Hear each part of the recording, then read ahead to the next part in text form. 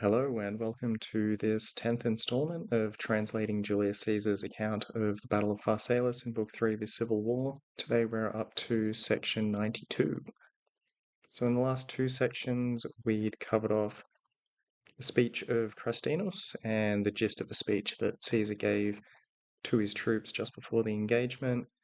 We're now moving into some further observations that Caesar has made about Pompey's tactics for the battle itself. And so without further ado, inter duas Acies tantum erat relictum spati ut satis esset ad concursum utriusque executus. So fairly short sentence to start off with. We begin with the preposition inter, like in English, among or between in this case, with the accusative plural.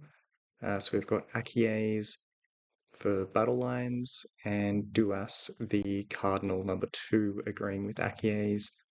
So between the two lines, and then we have tantum, here kind of acting like a subject, such or however much, but more like such.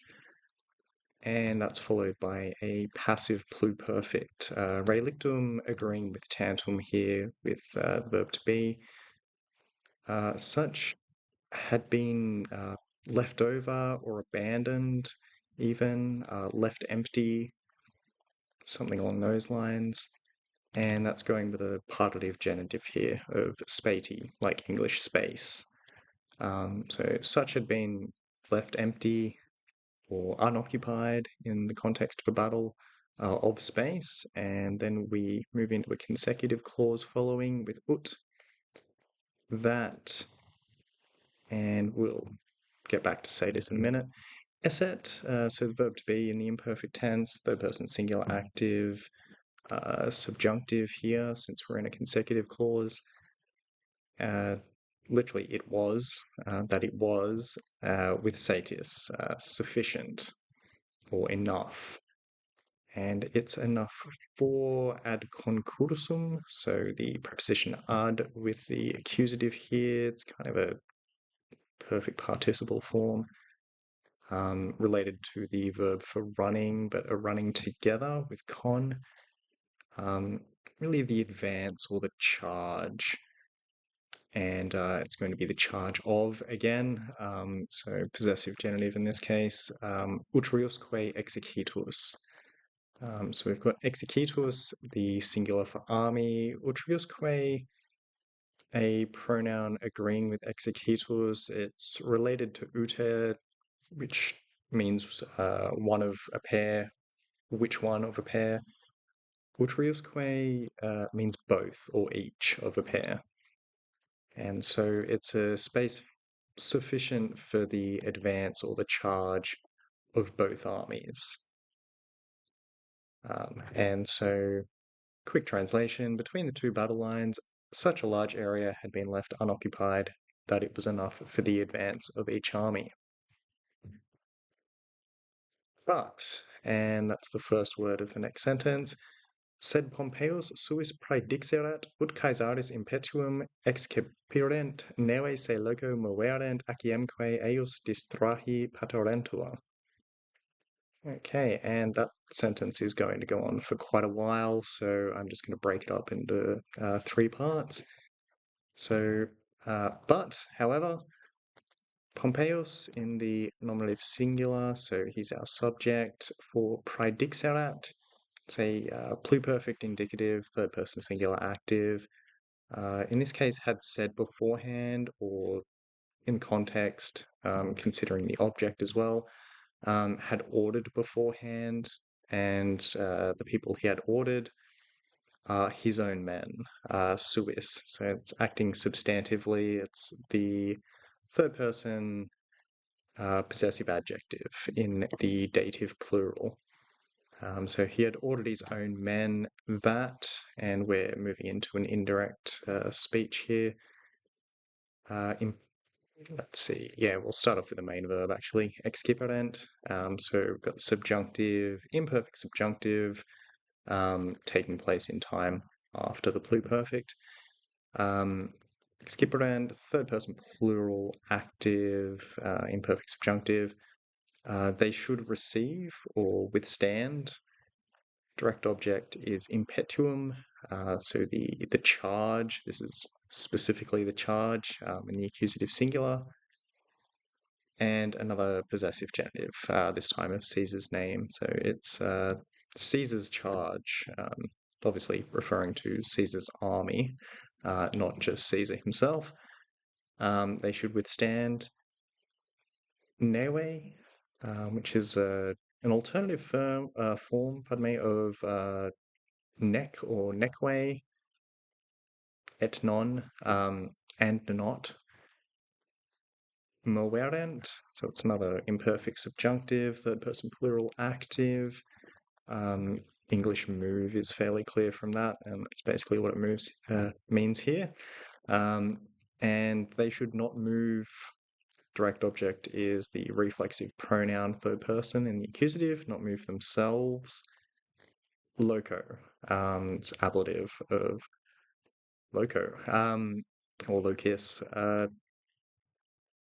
out of position. The sense of this is really ex loco, not move themselves from the position or out of position. Que, so we've got a connective conjunction here, and that's our direct object, aciem. Paterentur is the main verb. That's another third person plural active subjunctive in the imperfect tense. It's a deponent verb, so has a passive looking form, but active in meaning. English patience is related to this word. In this case, they should permit or allow. And they're allowing the line, or his line here, referring to Caesar. So that's our demonstrative adjective in the genitive singular, used more like a pronoun here though. His line, Caesar's line. And then we've got a passive infinitive here in the present, distrahi, to be pulled apart or disordered. So in full, but Pompey had ordered his men beforehand to receive Caesar's charge and not move themselves out of position and allow his line to be broken up. Another full translation, broken up. And moving on. Idque admonitu Gai triari fecisse dicebatur, ut primus excursus visque militum infringeretur, aciesque distenderetur, atque in suis ordinibus dispositi dispersos adorerentur. Okay, so it goes on. This is part 2 of the sentence. We've got the verb dicebatur here. So that's a present passive, third person singular, indicative. So it was said. It's kind of impersonal here. It was said, and that's going to have an accusative and infinitive dependent upon it, which precedes it in the sentence. It was said, and it was said that fecisse. So we've got an active perfect infinitive here of the verb doing. So he had done it. That's our direct object of the infinitive verb. He had done it admonitu Gai triari. So admonitu, English admonish is sort of related to this. Ablative of cause here, so it's really because of the advice. It's kind of admonere, to provide advice to someone. It's on the advice in English, sounds a bit more natural. And like in English, it's the advice of someone, in this case, Gaius Triarius. So it was said he had done this on the advice of Gaius Triarius. Ut, here introducing a purpose clause. So we're going to have a few more subjunctives following. In order that primus excursus So we got excursus, nominative singular. Again, another verb, well, it's a kind of participial form, substantively used here, related to the verb for running, ex carere. The primus as well, qualifying that. So the superlative, really the ordinal for one, the initial advance or charge running forward, and quae, vis, um, from which we get violence. In this case, it's kind of power, or I've gone for momentum in this case. It's a nominative singular. Momentum, militum, of the soldiers. So it's genitive plural there, followed by the imperfect passive third person singular, infringeretur, which is not related to English infringe. Means it would be broken up. So the initial charge and momentum of the soldiers would be broken up. Quae, and the lines. So we've got or line rather in the singular, nominative singular, Acies. The line distenderetur. So another imperfect subjunctive, third person singular passive. Kind of like distend in English, it would be sort of stretched out. And in the sense of being stretched out, being weakened. Atque, another and, as well as perhaps, as well as, or and then.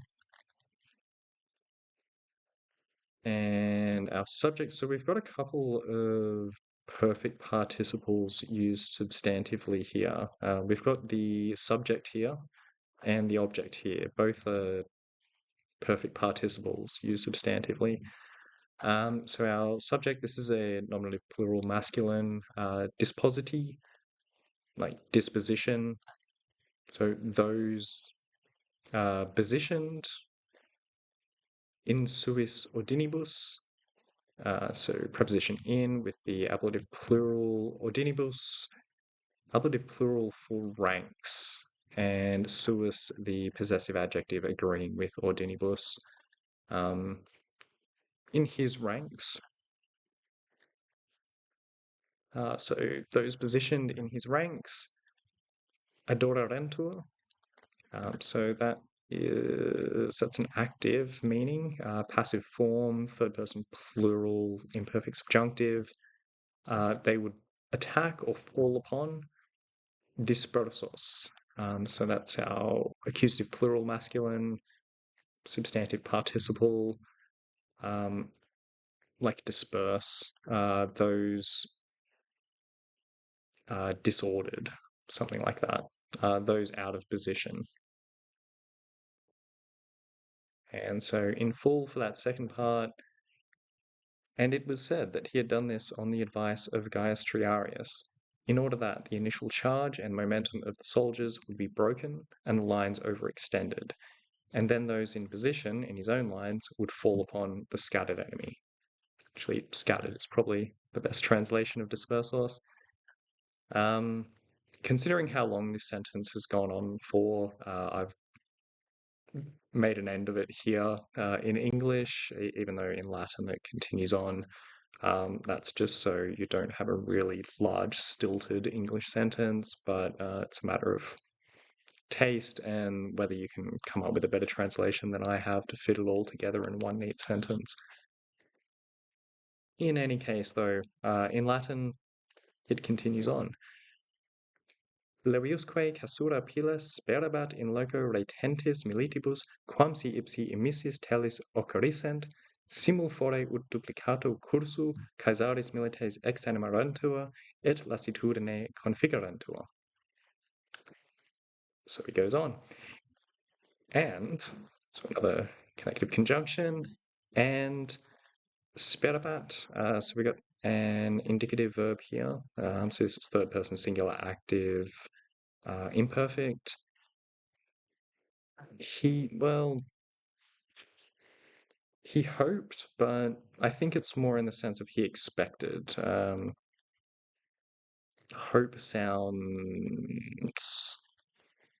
not all that suitable for the context, to base especially in a battle of this importance, or really in any kind of battle, but even more particularly a battle of this importance, to say he hoped is probably stretching it a little bit. I think he expected in this case would be more suitable, and that's taking the accusative and infinitive. So he expected that the pila, so that's the accusative plural for pilum, the javelins that the legionaries would throw before engaging in hand-to-hand combat. So the pila kasura, the verb to be understood here. It's a future active infinitive.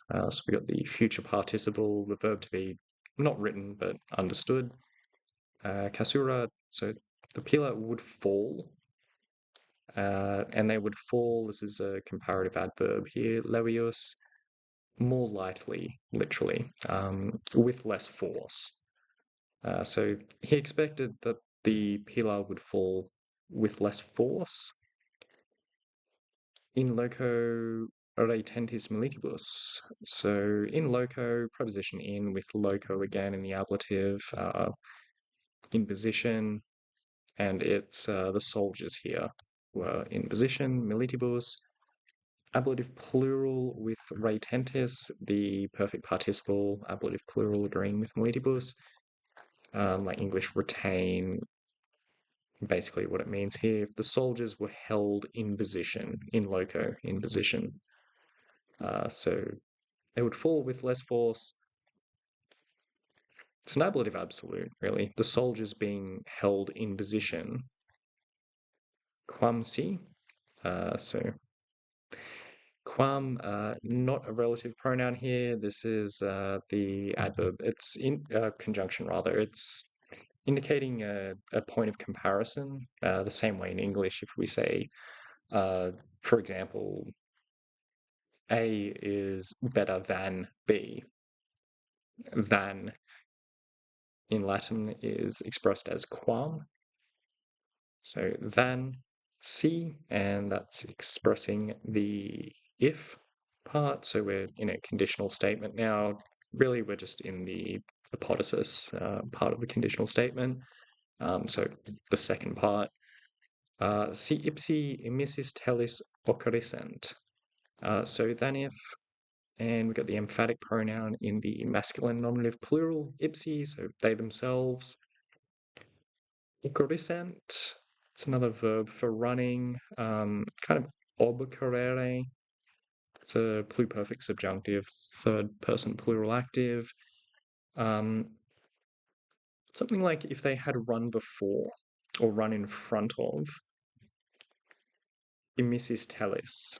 So it's ablative plural, telis weapons, and emissis perfect participle agreeing with telis. Discharged, I think, is the closest I can come up with for this. It's literally something like fired off.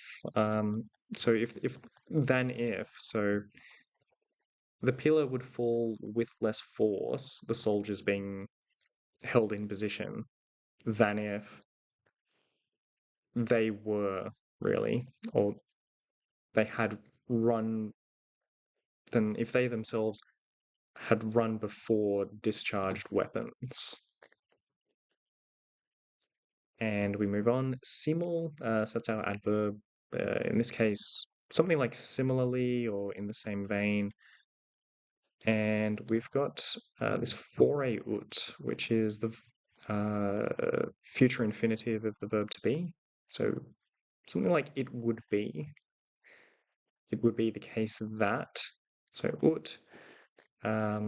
Similarly, it would be the case that, another ablative absolute, duplicato cursu.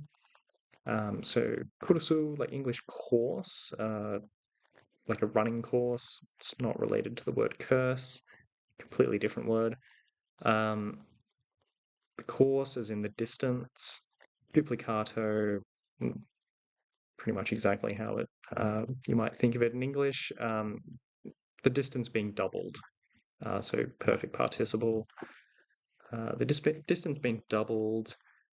Milites, let's say our subject for the next verb, so nominative plural, milites soldiers with Caesaris, possessive genitive of Caesar, so Caesar's soldiers. Exanimorentur, so we have the imperfect subjunctive, third person plural passive. Kind of, you can see like ex animus would be out of breath, something like that. And since they've had to run double the distance, they're out of breath. And configurantur, another third person plural passive imperfect subjunctive. Something like they would be overcome, they would be defeated even, and defeated by means of. So we've got the ablative of means here, lassitudine, like lassitude in English. Defeated by exhaustion or defeated by fatigue. So in sum, in addition, it was expected that the javelins would have less impact on the soldiers being held in position than if they themselves had advanced in the path of discharged weapons. In the same vein, it would be the case that the distance being doubled, Caesar's soldiers would be out of breath and overcome by fatigue. Okay, so we've managed to get through that fairly long sentence. Interesting idea, has a certain logic to it. There's no explicit indication, though, that Pompey's ordered his troops to form up into kind of like the tortoise formation with their shields in front and overhead. Um, there is an implication, I guess, that they are going to be using their shields to defend themselves. You would kind of expect them to do so in that situation. And as a result, the javelins should have less impact. That's the theory. And maybe it would hold up. It's an interesting idea.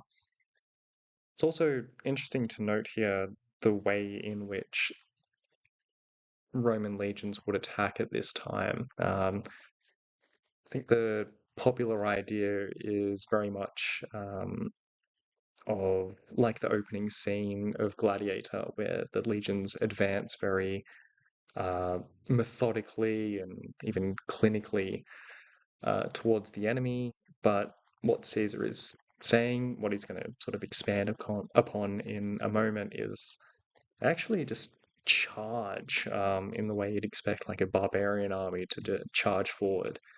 Um, so they go forward, hurl their javelins, they go through that sort of phase of skirmishing, each side hurling its javelins, if they're both Roman armies or if they're both got javelins. And then after that, they would follow up with the hand-to-hand combat. But it's not a sort of cold, methodical advance at this time. They really do just go straight at them in a fairly aggressive manner. And on to the next sentence. Quod nobis quidem nulla ratione factem a Pompeo videtur, proptorea quod est quaedam animi incitatio, atque alacritas naturaliter innata omnibus quae studio pugnae incenditur.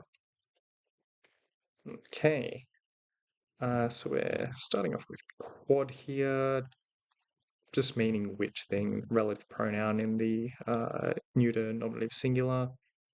Which thing, nobis. So Caesar is now switching back into his sort of persona as the author. So he's using the royal pronoun. So we've got the first person plural personal pronoun. So for us, it's in the dative, dative plural. For us, and we've got this adverb quidem.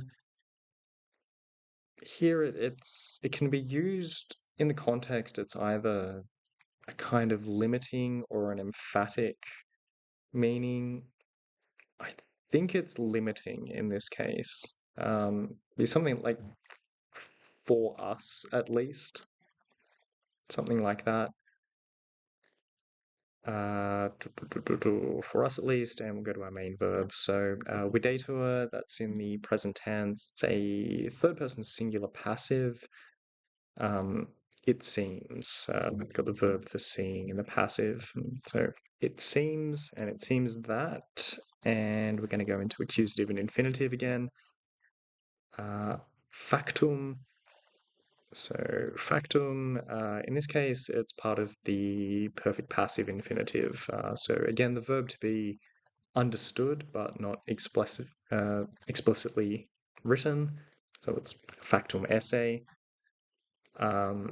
which thing it seems had been done a Pompeo. So preposition a with the ablative singular of Pompeius. So had been done by Pompeius, by Pompey. Nulla ratione. So it's kind of the kind of adverbial. You can sort of get the sense of it there. Without reason. Ratione, like rationality, rational, and so on. Nulla, null. So without reason, basically. Propterea quod. So really this just means because. But the combination of the two, it's something like on the account of which, something like that with a relative pronoun. But the whole sense of this is because. Um, so because, then est, verb to be, third person singular active indicative, present tense. In this case, there is, and there is quaedam incitatio. So incitatio is a feminine singular noun. Sort of see English incite there, and that's sort of related to what this means. I've gone for exaltation, just to be a little bit fancy, but it's something along those lines, like a certain incitement. So quaedam is a pronoun meaning a certain in the feminine nominative singular, agreeing with incitatio. A certain incitement or exaltation, um, something like that, with an objective genitive, animi, so animus, of the spirit, a certain exaltation of the spirit. I'm just going to stick with my own translation. There's many different ways to translate that.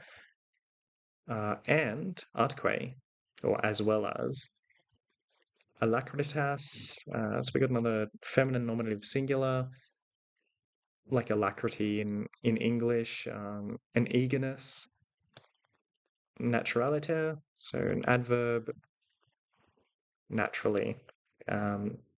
And that's going with the perfect participle here, innata, like English innate. So feminine nominative singular perfect participle, that's agreeing with alacritas. So certain, literally inborn eagerness, innate eagerness, inherent eagerness, something like that. And it's a natural one, or an eagerness naturally inherent in all men, omnibus. It's a adjective used substantively, all men. And Caesar is fairly specific. I think in this case that it is just men, referring to men fighting in battle. Omnibus, so ablative plural, in all men. Quae, relative pronoun, feminine nominative singular, going back to alacritas. Quae, and that's the subject for this verb here, incenditur, which, yeah, it's another present tense, active indicative, third person singular passive, related to sort of incendiary and so on, which is fired. which is inflamed, and it's inflamed by, so our ablative of agent here, or ablative of means, studio pugni. So studio we've met a couple of times. Um, Something like focus, but I think in this case it's a bit stronger than that though. It's almost close to focus in the sense of like an ex like a yeah, an expectation, anticipation, like anticipating something in the sense of focusing heavily upon it. Um, and it's anticipation of a fight.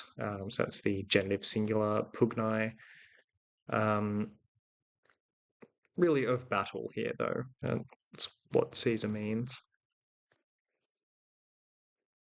So yeah, for us at least, by me, it seems this was done by Pompey without reason, because there is a certain exaltation of the spirit, as well as an eagerness naturally inherent to all men, which is fired by the anticipation of battle. Okay, so we're getting a bit of a feel for Caesar the commander as well, how he would approach warfare. Again, it's not that sort of cold, clinical approach that you might expect if you've based your entire understanding of Roman military practice on the opening scenes of Gladiator. Very aggressive commander. Um, and a lot of his campaigns tend to sort of follow a bit of a pattern of Caesar rushing off somewhere with totally inadequate forces for the enemy he's up against. But he wins some spectacular victories and then runs out of food supplies. But a very aggressive commander, always on the attack, always attempting to seize whatever initiative that he can and put the enemy on the defensive, and always force the enemy to react to whatever it is that he's doing, rather than letting them make the moves and have to adapt to whatever they're doing. And there seems to be actually, even for a Roman commander, like Roman commanders were understood by non-Romans of the time to be overly aggressive as commanders. And so, for example, Hannibal was able to take advantage of this at the Battle of Cannae, and in his other major engagements as well, take advantage of Roman aggression to lure them into disadvantageous positions, so he could overcome their superior forces. And so Fabius Maximus was famous for avoiding battle. But even by Roman standards, Caesar seems to be unusually aggressive. And Suetonius mentions in his Life of Caesar as well, I'm pretty sure it's Suetonius, that Caesar was also unusual in the sense that after a battle, he would also immediately go on to storm the enemy's camp and deprive them of a safe place. So sort of get the sense here that, yes, Caesar is unusually aggressive, and that's certainly coming out in the text here. But he's got his reasons, and from Caesar's battle record, you could say that there was a certain justification of his reasoning as well. In any case, on to the last sentence here. Hanc non reprimere sed augere imperatores debent, neque frustra antiquitus institutum est, ut signa undique concenerent clamoremque universi tolerant, quibus rebus et hostes terrari et suos inquietari existimaverunt. Okay. So we're starting off with Hanc. Good guy. This is in the feminine accusative singular, so it's the demonstrative pronoun hic haec hoc. So Hanc. This in the accusative though, so direct object for this main verb here, debent. It's a present tense, third person, plural, active, indicative. We've met this before, debeo. They ought. And our subject, it is plural. Our subject is imperatores, commanders in the nominative plural. At this time, most definitely not meaning emperors. So commanders, really victorious generals, commanders in chief, something like that. But commanders will do here.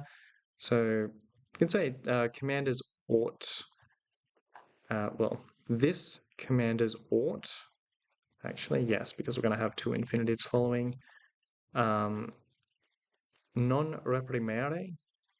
So we've got non reprimere, so not uh, present infinitive active, hold back, something along those lines, not hold back or restrain, but, so said, augere, another present active infinitive, think something like augment, amplify, strengthen, encourage, something along those lines.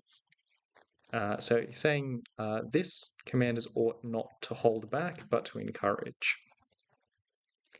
Neque. So and not. So neque, where was it? We had before. Newe. So newe, neque, neck, all mean and not. And not. Let's see. Yeah, we'll go with frustra. So ablative singular, ablative of means. Frustra by accident. So and not by accident. Institutum est. So we've got a perfect passive. Yeah, third person singular. Indicative. Institutum est. And not by accident was it established, and it was established antiquitus, in antiquity, in ancient times. Antiquitus is a bit of a weird form. I couldn't understand this at first, but it's an alternative of antiquus, which is an alternative of antique, which is like an adverb, meaning in ancient times. But it just, with the US ending, it doesn't look like any kind of ablative or adverb or anything. A little bit confusing, but, or at least a little bit misleading. But that, I am assured by the dictionary, is what it means. So neque frustra antiquitus institutum est. So, and not by accident was it established in antiquity. Ut that. Yeah. Yep. Okay. Concanerant. So that's our imperfect subjunctive, third person plural active. So we're sort of in indirect speech here. That they would concanerant, like sound, as in like to produce a sound with an instrument. They would sound or blare is what I've gone for in this case. Direct object being signa, the accusative plural of signum, the signal, which we may remember, is it 88 or 89? I think it's 89. No, in this case he's given it with the signal. Where is it? Here. Caesar gives the signal with the tuba, with the trumpet. So that's kind of what Caesar means, is all of the signals to the soldiers are given with trumpets. And so in ancient times, they would sound the signals, but that doesn't sound very exciting. So they would blare the trumpets or something like that. Undique, from all sides, all directions. Que and and that's our direct object. Clamorem, like clamor in English, a shout. Universi is our subject. That's another substantive adjective. You can sort of see universe there. It's not the entire universe. It does mean everyone, though. It's an alternative to omnes. So university, nominative plural masculine, tolerant, and that's our main verb. Imperfect subjunctive, third person plural active. Literally, they would raise. We sort of get the same phrase in English, like to raise a shout. Um, Same thing in Latin. To raise, it means both literally to like lift something up, to raise it off the ground, or to raise it to a greater height. But you can also raise a shout, like in English. And that's what this means. So they would blare the trumpets from all directions, or sound the signals, or however you want to translate this. And everyone would raise a shout. They judged existum arberunt, so we're back into the indicative, so about to introduce another idea, another indirect statement. So existum arberunt, third person plural active indicative in the perfect tense. So they judged quibus rebus, so ablative plurals, rebus matters, but here it's something like with a relative pronoun agreeing with it, obviously, quibus rebus, by these means. So they judged by these means, and we're in accusative and infinitive. Um, Repetition of et. So we've got two different ideas, equivalent of English both. So both hostes terrari. So the enemy, accusative plural, hostes, like hostility. The enemy with a present passive infinitive, terrari, like terror, more like dismayed, I think. I mean, I guess you could say the enemy would be terrified, but I think it's more like dismayed. And suos incitari. So we've got this suos used substantively again, the possessive adjective, accusative masculine plural. So substantively, uh, really his own would be incitari. So present passive infinitive. Um, Inspired. So the enemy would be dismayed and their own men inspired. And that's basically what I've got here. So this commanders ought to strengthen rather than hold in check. Nor was it by accident that in ancient times it became established that they would blare the signals from all sides and everyone would raise a shout. They judged, rather, that by these things the enemy would be dismayed and their own men inspired. So there you go. Just giving an insight into Caesar's ideas of warfare, how he goes about fighting the enemy, how he goes about his campaigns. Very aggressive, and it harkens back to the sort of what even in his time was the ancient mode of warfare. Just really getting everyone fired up, hyper aggressive for the battle. It's not, even though Caesar's strategy comes across as very clinical, the way he expects his soldiers to fight is with hyper aggression. He really wants them to go out there and cause carnage, just get them absolutely riled up. Um, and well, I mean, it worked for him. So I've got to give him that. And going back to antiquity as well. So this is sort of, well, all of these institutions which have kind of survived into modern times as well. Um, the musicians that are attached to all the various units in an army, the speeches that are given to get everyone fired up for the battle, inspirational speeches. The music is to get them inspired as well. That even goes back to Homer, I think. What is it that Homer says? Something along the lines of like noble and manly music fires up the spirit. And Caesar very much agrees with that idea. In contrast, Pompey's gone for a much more passive strategy, it seems. And there is a certain logic to it, as I said, but um, it's curious that he's done so, because the implication of everything Caesar's saying is that that's just not how the legionaries of this time fought. And so there seems to be a large element of risk in that by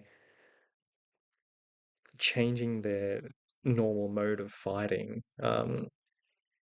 He's putting them into a very sort of uncomfortable position where things aren't really operating the way they're supposed to be. Also curious that he's done this on the advice of Gaius Triarius,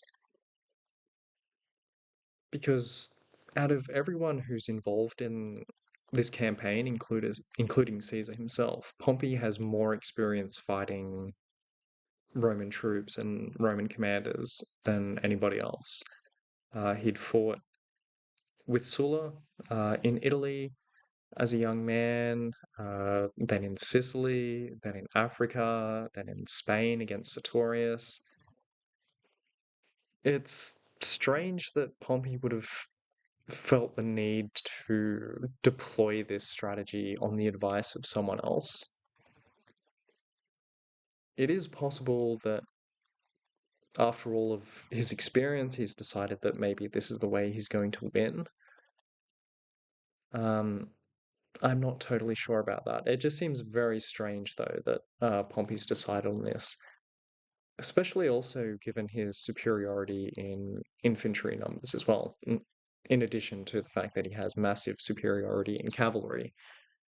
Um, he's just going to allow his larger infantry force to be attacked by Caesar or Caesar's army in the hope that Caesar's line, his inferior infantry force, will be sort of broken up, having to charge into a much larger force. Yes, it's an interesting strategy. It could work. It seems very theoretical, though. Um, but it harkens back to, is it 86? Yes. What he says here, cum proprius sit accessum, when his own line should be approached. So he's kind of alluded to this earlier. So I think this might, I mean, Caesar does say it was said. So maybe this is all a bit of speculation. It seems as though this description in section 86 is a bit nearer the mark, though. That Pompey wanted Caesar's troops to charge first, so that his cavalry would then be able to get around the flanks. And in addition to that, he wanted to minimize the casualties in the legions as well. Probably more so his own than Caesar's, but overall, he still wanted to minimize casualties. So I'm a lot of different thoughts on this. I'm not totally buying the idea that Pompey did this on the advice of Gaius Triarius, though. I think Pompey's gone for this plan on the basis of outflanking Caesar's army with the cavalry. And so he's drawing Caesar's army in to sort of enable that to happen quickly and also not exposing his own troops to too much danger. And on a final note, Gaius Triarius, I'm not totally sure who this is, or at least there's not a whole lot of information I can find to sort of flesh out who he is and why he would hold such an important position in Pompey's council.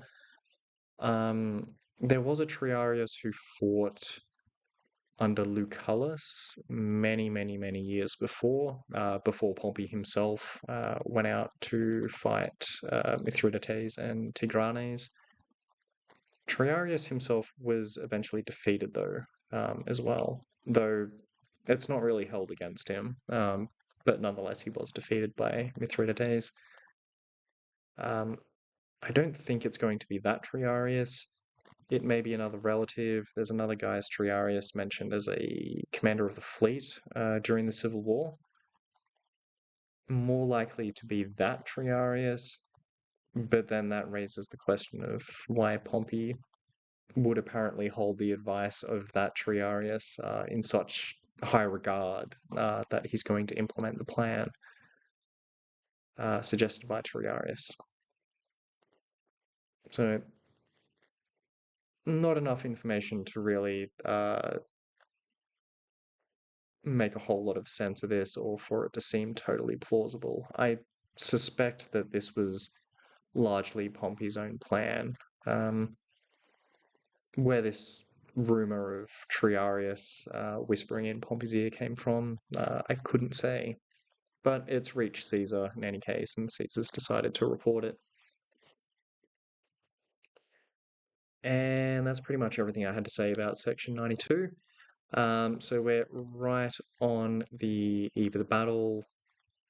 Next section, we'll move into the engagement itself and see how all of this goes, Caesar's plans, Pompey's plans, so on and so forth. Doesn't go well for Pompey, I'll say that much. Anyway, that's it for section 92. So if you've tuned in, thank you for tuning in. Hopefully that was all relatively interesting. It is just my own translation. It's definitely not a definitive one, and there are many translations out there that are worthwhile reading. But thanks for tuning in, and I'll see you for section 93 when I have that ready. So stay safe, take care, and toodle pip.